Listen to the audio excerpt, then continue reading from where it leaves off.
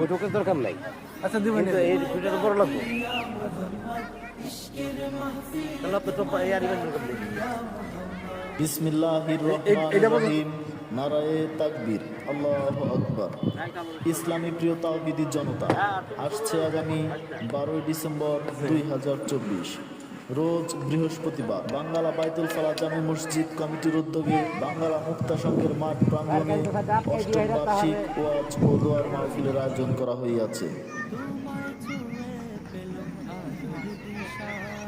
উক্ত ওয়াজ মাহফিলে প্রধান বক্তা হিসেবে ওয়াজ ফরমাইবেন আন্তর্জাতিক খ্যাতিসম্পন্ন মুফাসসিরে কুরআন, জাতীয় পুরস্কারপ্রাপ্তকারী মুফতি শেখ মোহাম্মদ সিদ্দিকুর রহমান, খতিব বনশ্রী আল আকসা জামে মসজিদ রামপুরা ও ধর্মীয় আলোচক RTV বাংলা ভিশন ঢাকা।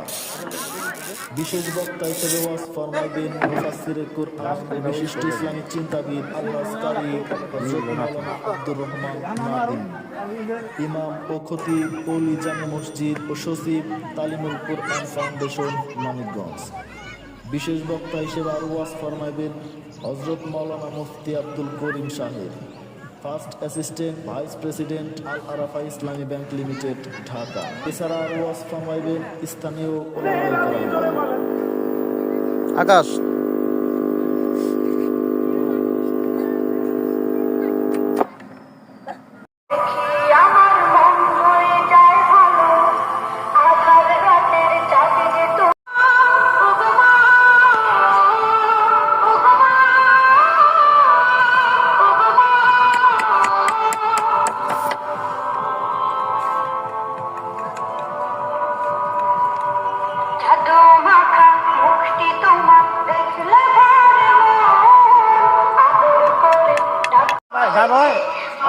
এই যে মসজিদের যেটা হলো দাদা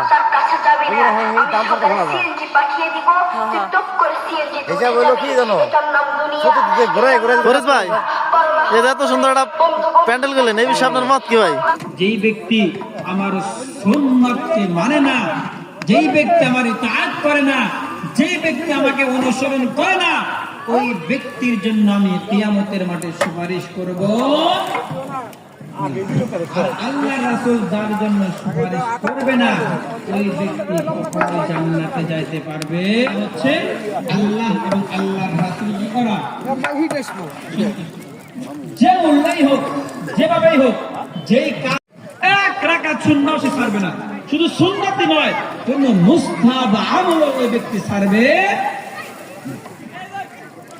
আল্লাহ রাসূল সাল্লাল্লাহু আলাইহি ওয়াসাল্লাম একজন আশিক, আমারটাতে কোন আছে পর্যন্ত বৈঠা হইছে নাম হচ্ছে অসুবিধা নাই আব্দুল বারাকা ইবনে মুল্লা জামি রাহমাতুল্লাহি আলাইহি।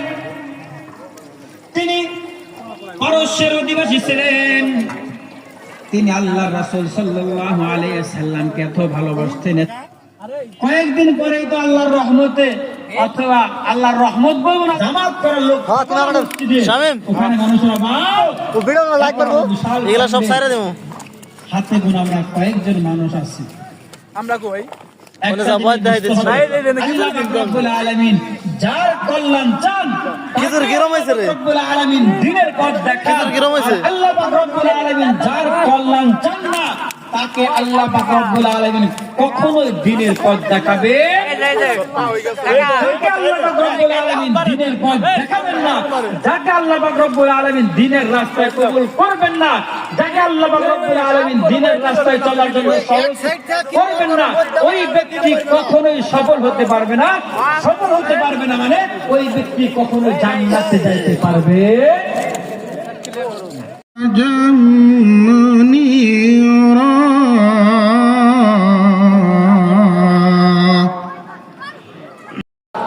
ভিডিও না। লা ইলাহা ইল্লাল্লাহু মুহাম্মাদুর রাসূলুল্লাহ পছন্দ করে না। আর এই সুন্দর দুর্নীতিমুক্ত দুঃশাসন